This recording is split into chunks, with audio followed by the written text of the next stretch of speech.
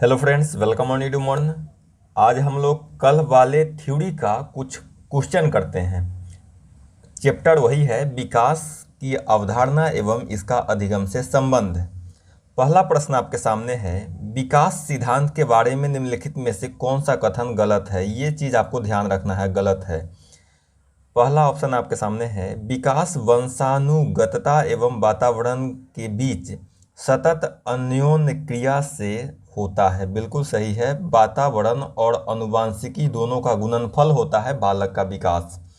दूसरा का है, विकास परिपक्वन और अधिगम पर आधारित है। बिल्कुल।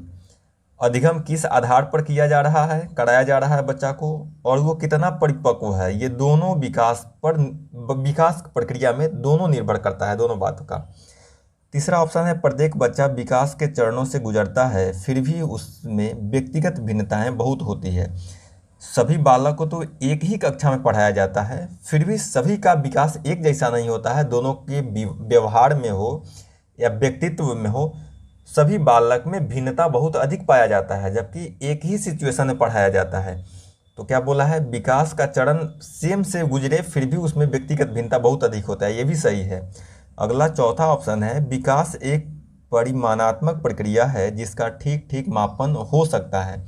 ये दोस्त गलत है, ये वृद्धि का गुण है। विकास परिमाणात्मक नहीं होता बल्कि गुणात्मक होता है, और उसका मापन नहीं होता बल्कि उसका मूल्यांकन किया जाता है। वृद्धि का संबंध केवल शारीरिक विकास से है, इसलिए उसको हम हाइट में नाप सकते हैं या किलोग्राम में नाप सकते हैं, एक परिमाण आ जाएगा आपके सामने। लेकिन जो विकास होता है वो शारीरिक, मानसिक और नैतिक सभी प्रकार के विकास आ जाता है, जिसका मापन संभव नहीं है बल्कि केवल मूल्यांकन ही किया जा सकता है। तो इस चारों स्टेटमेंट में चौथा स्टेटमेंट आपका गलत है, तो यही आपका आंसर हो जाएगा। दूसरा क्वेश्चन, मध्य बचपन अवधि कौन सा होगा दोस्त। मध्य बचपन अवधि, बचपन तो मान के चलिए 6 से 12 वर्ष ही माना गया है, इससे पहले तो शैशवावस्था में ही काउंट होता है, तो आपका आंसर हो जाएगा 2। विकास के बारे में निम्नलिखित में से कौन सा कथन सही है। सही आपसे यहाँ पूछा है। पहला ऑप्शन, विकास विभिन्न व्यक्तियों में भिन्न भिन्न गति से होता है। चलिए ये भी सही है।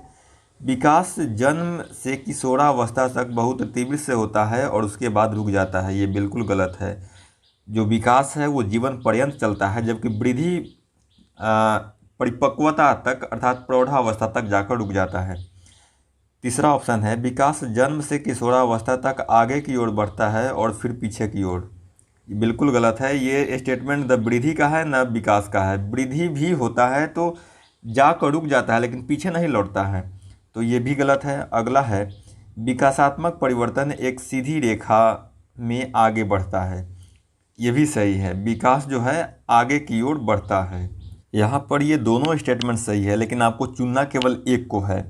तो देखिए, जो विकास है, प्रत्येक व्यक्ति का विकास का स्पीड जो होता है वो भिन्न भिन्न होता है। और चौथा जो आपका ऑप्शन है, विकासात्मक परिवर्तन एक सीधी रेखा में आगे जाता है। जरूरी नहीं है कि सतत विकास होता ही रहे।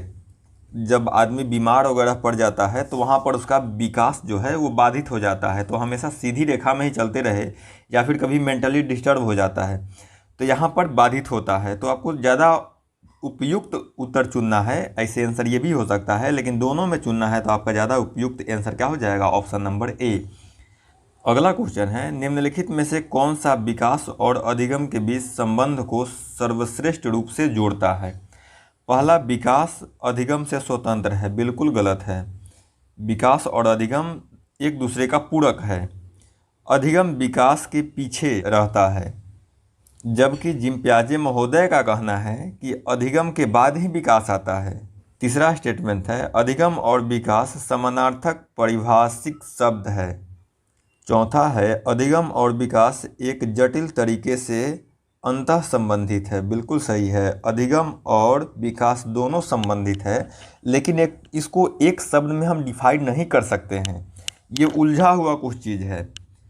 तो आपका दूसरा स्टेटमेंट भी गलत हो जाएगा, क्योंकि जिम प्याजे महोदय कुछ और बोल रहा है, लेकिन यहाँ पर स्टेटमेंट कुछ और है। अधिगम और विकास समानार्थक शब्द है, ये भी नहीं बोल सकते। अधिगम सीखना है, जबकि कोई भी परिवर्तन विकास के क्रम में आता है। तो आपका आंसर हो जाएगा ऑप्शन नंबर 4। विकास शुरू होता है, कब से होता है? उत्तर बाल्यावस्था से, प्रसव अवस्था से, शैशवावस्था से और पूर्व बाल्यावस्था से।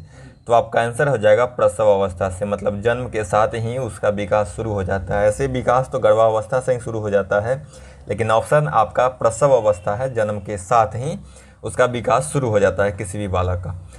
अगला क्वेश्चन है, बच्चे के उचित विकास को सुनिश्चित करने के लिए उसका स्वस्थ शारीरिक विकास एक महत्वपूर्ण पूर्व आवश्यकता है।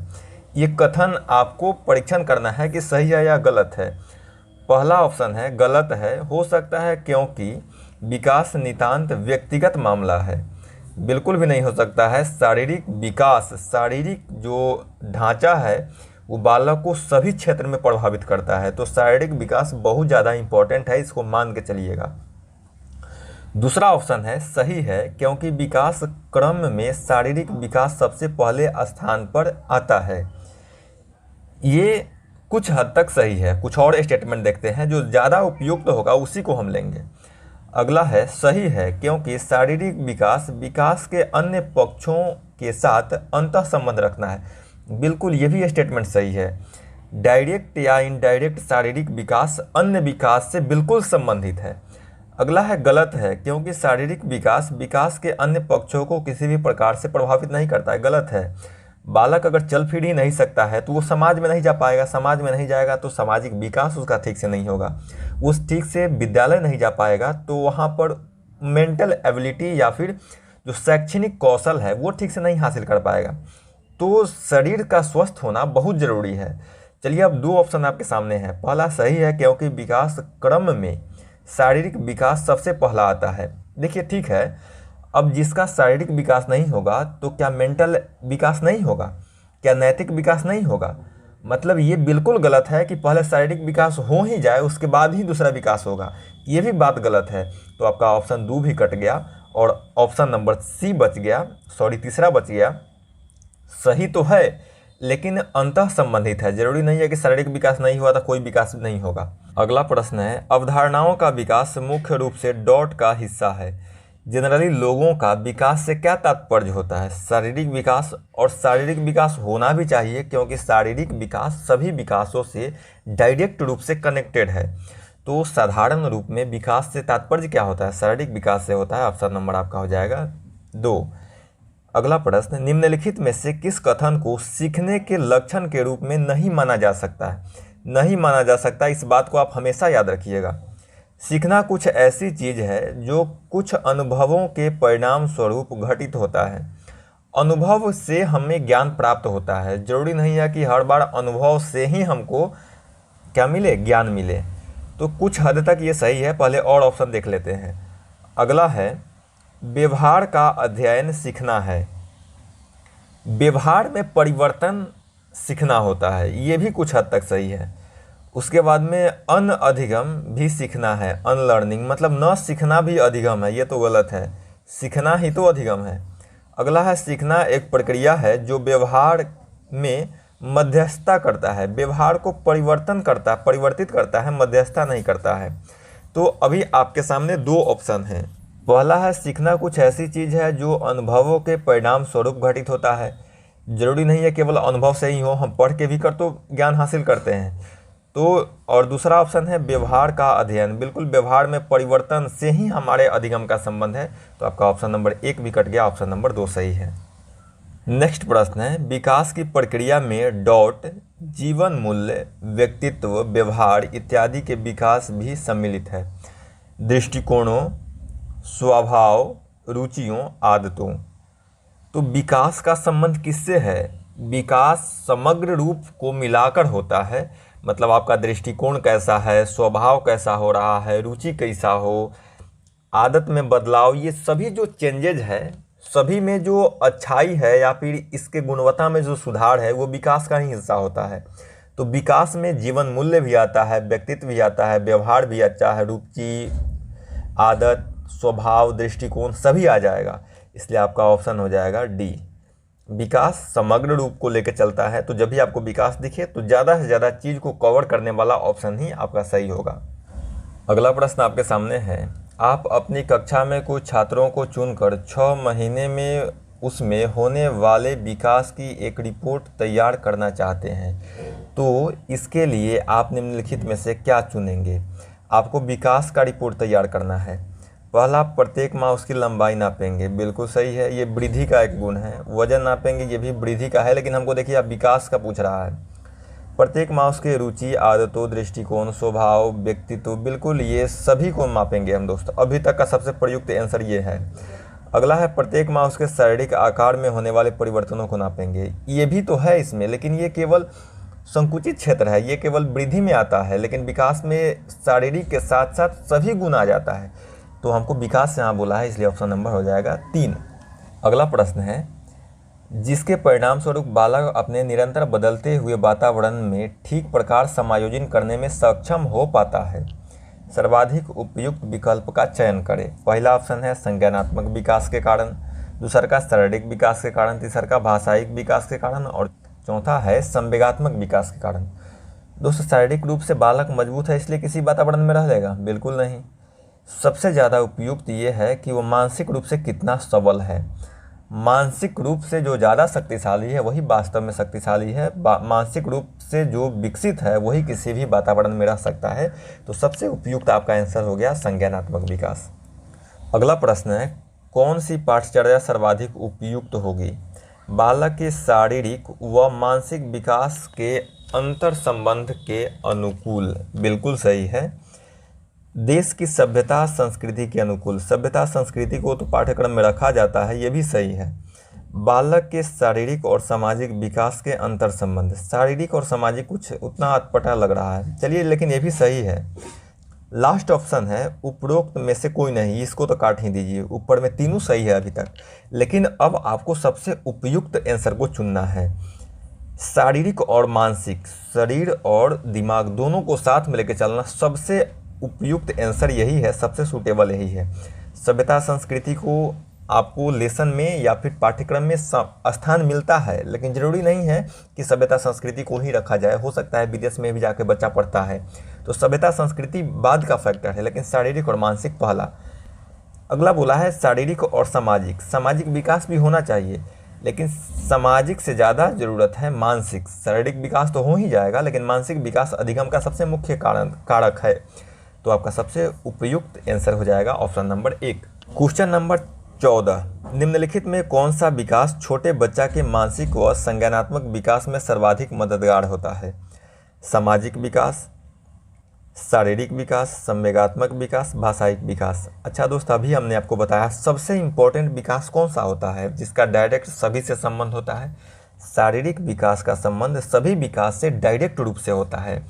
तो जब इस तरह का क्वेश्चन आए जहाँ पर शारीरिक विकास भी हो और एक ऑप्शन को चुनना हो, तो शारीरिक विकास ही होगा। शारीरिक रूप से अगर बच्चा कमज़ोर है तो वो मानसिक रूप से भी कमज़ोर होगा। समाज में वो नहीं जा पाएगा, इसलिए लोगों से इंटरेक्शन नहीं हो पाएगा, सामाजिक रूप से भी वो कमज़ोर हो जाएगा। नैतिकता भी उस तरह से उसमें नहीं आ पाएगा जिस तरह से एक स्वस्थ बालक में होगा। तो इस तरह से आपका ऑप्शन हो जाएगा 2। अगला प्रश्न है, जब किशोर में किसी वस्तु, समस्या या परिस्थिति के लिए निजी स्तर पर निर्णय लेने की क्षमता का विकास परिपक्व होता है, तो इसके विकास को कहते हैं। कौन सा विकास कहेंगे? अगर वो किसी समस्या का समाधान करने लगा, तर्क करने लगा, निजी उसका सोच उसके प्रति डेवलप होने लगा। भाषाई विकास से होता है? बिल्कुल नहीं। संज्ञानात्मक विकास? बिल्कुल सही है। मानसिक विकास अगर उसमें हो गया है, मतलब मानसिक रूप से वो मजबूत हो गया है, एक परिपक्व व्यक्ति हो गया मानसिक रूप से, तो किसी भी समस्या, परिस्थिति या किसी भी नया स्थिति को अपने अनुसार से उसका निर्णय करने लगता है।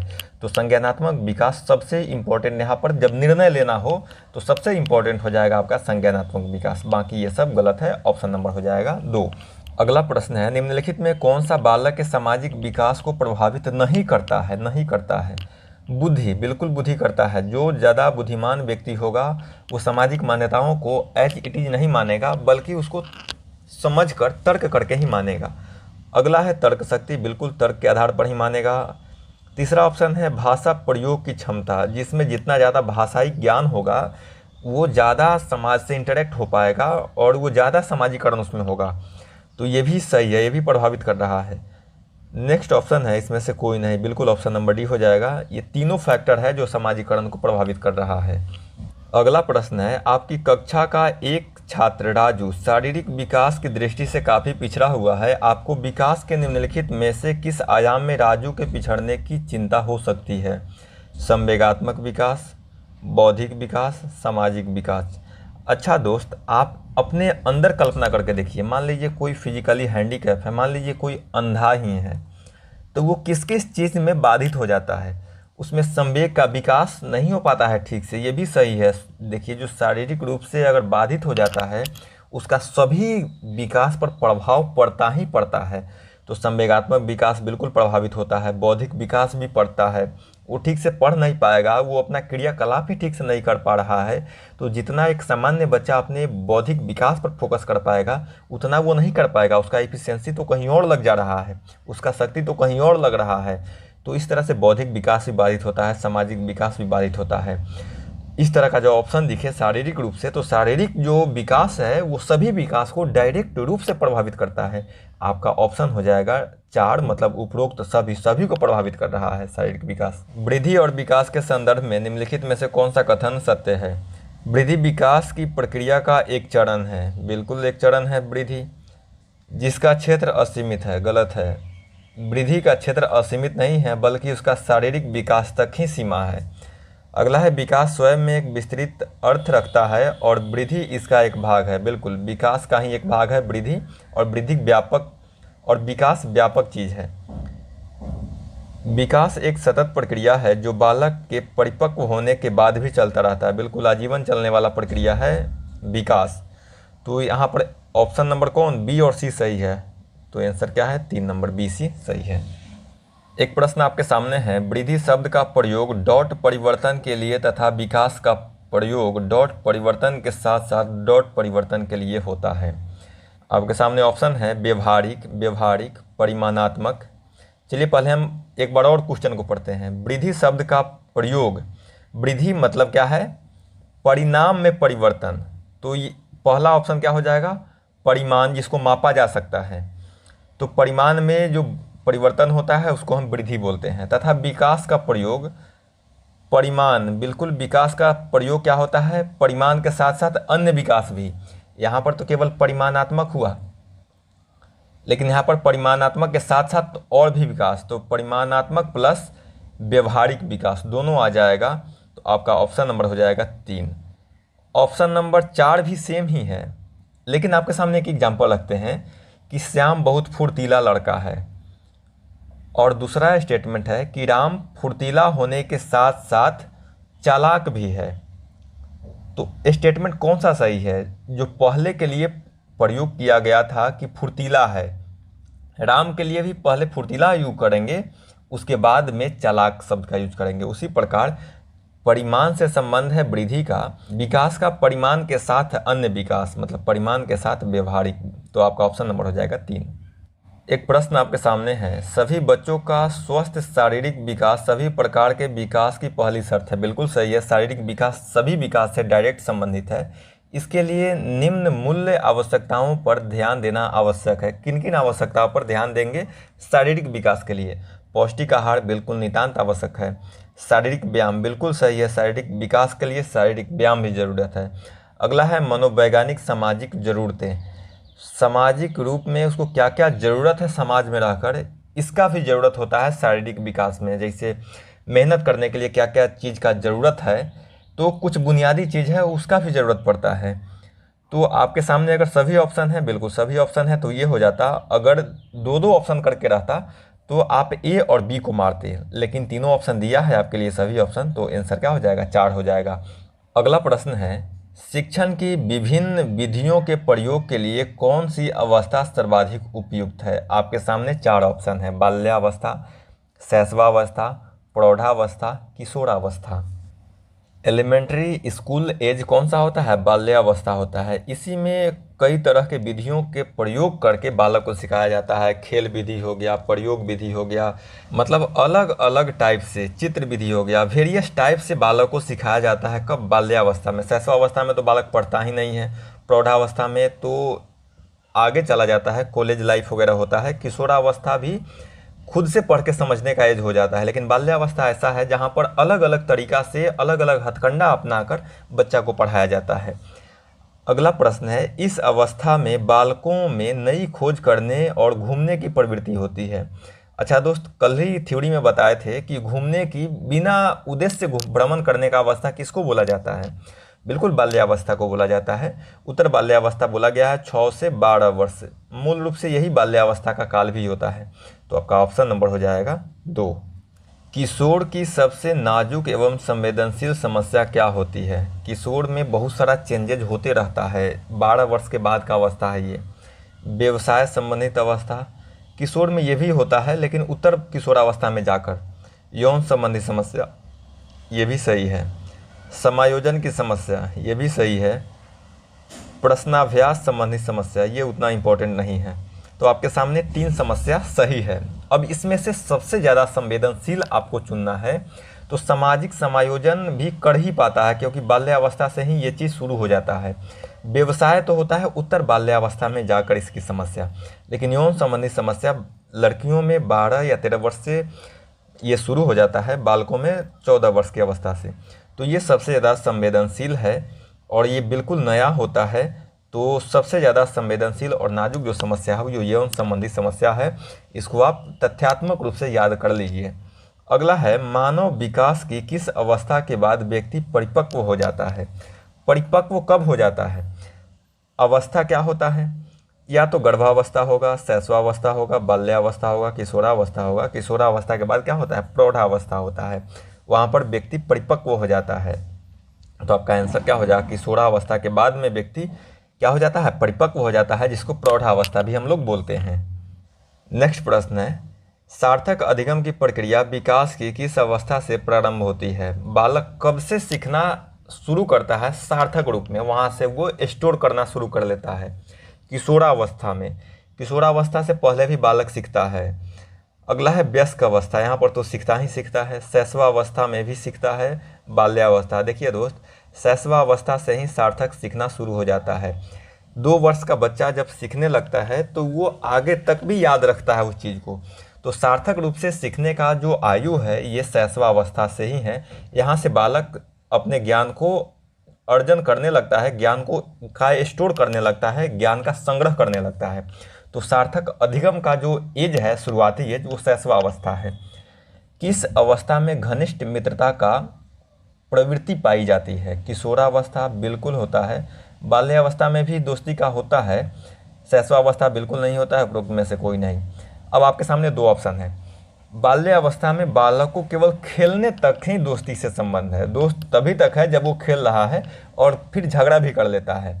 तो घनिष्ठ मित्रता मतलब दोस्त के लिए कुछ भी करेंगे, ये वाला जो प्रवृत्ति होता है ये किशोरावस्था में होता है। बाल्यावस्था का जो दोस्ती है केवल खेल तक ही सीमित है। तो आपका घनिष्ठ मित्रता का हो जाएगा किशोरावस्था, ऑप्शन नंबर ए। नेक्स्ट प्रश्न है, मानव विकास की किस अवस्था में बच्चों के सीखने की गति सर्वाधिक होती है? सबसे ज़्यादा बालक सीखता है किस अवस्था में? बाल्यावस्था, शैशवावस्था, प्रौढ़ावस्था, किशोरावस्था। आपके अनुसार आंसर क्या होगा? तो यहाँ पर ऑप्शन है, ऑप्शन नंबर 2, शैशवावस्था। सर्वाधिक सीखने की गति जो होता है वो शैशवावस्था में होता है। नेक्स्ट है, मैं कौन हूँ, मैं क्या हूँ, मैं भी कुछ हूँ आदि जैसी प्रबल भावनाएं बालक की विकास की किस अवस्था की सूचक होती है? तो ये बाल्यावस्था और किशोरावस्था दोनों का गुण है। तो शैशवावस्था और प्रौढ़ावस्था को काट दीजिए। अब आपके सामने है बाल्यावस्था और किशोरावस्था। मैं भी कुछ हूँ, बाल्यावस्था में ये वाला प्रवृत्ति नहीं होता है। बालक खुद नहीं समझ पाता है कि मैं क्या हूँ। लेकिन मैं भी कुछ हूँ ये वाला प्रवृत्ति जो होता है वो केवल किशोरावस्था में होता है। बालक अपने आप को बड़ा समझने लगता है, जबकि बड़ा लोग उसको छोटा समझता है। तो ये जो समस्या है सबसे ज़्यादा ये किशोरावस्था में होता है। तो आपका ऑप्शन नंबर हो जाएगा ए। आज के लिए बस इतना ही। वीडियो अच्छा लगा है तो लाइक कीजिए, दोस्तों में शेयर कीजिए और नया है तो चैनल को सब्सक्राइब कीजिए। Thank you so much.